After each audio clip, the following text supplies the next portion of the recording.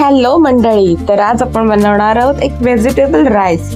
म्हणजे एकदम बनवायला सोपं आहे. म्हणजे व्हेजिटेबल खिचडी आहे आपली. ही बनवायला एकदम सोपी आहे आणि बॅचलर फ्रेंडली रेसिपी आहे. सो तुम्ही एकदम झटपट बनवू शकता.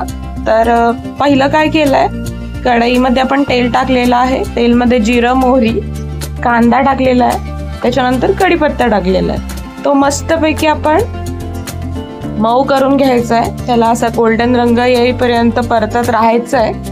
आणि त्याच्यानंतर आपण त्याच्यामध्ये फ्रेंच बीन्स म्हणजे फरस बी टाकणार आहोत आणि ग्रीन पीस टाकणार आहोत, वाटाणे, ओले वाटाणे.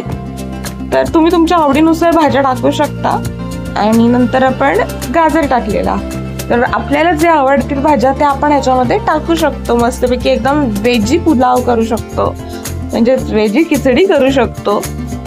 तर आता आपण त्याच्यामध्ये गरम मसाला आणि लाल तिखट, मीठ टाकून मस्तपैकी ढवळून घ्यायचं आहे. आणि पूर्ण मसाला त्याच्यावर रोस्ट झाला पाहिजे, त्याच्यामुळे एकदम फ्लेवर पण खूप छान येतो.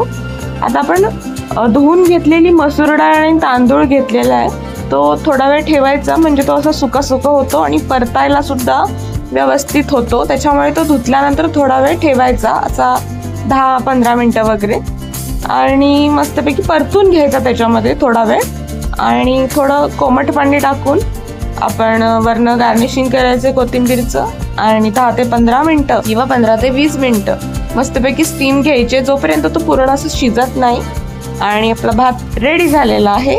बॅचलर फ्रेंडली आहे आणि झटपट होणार आहे. तुम्ही नक्की ट्राय करा.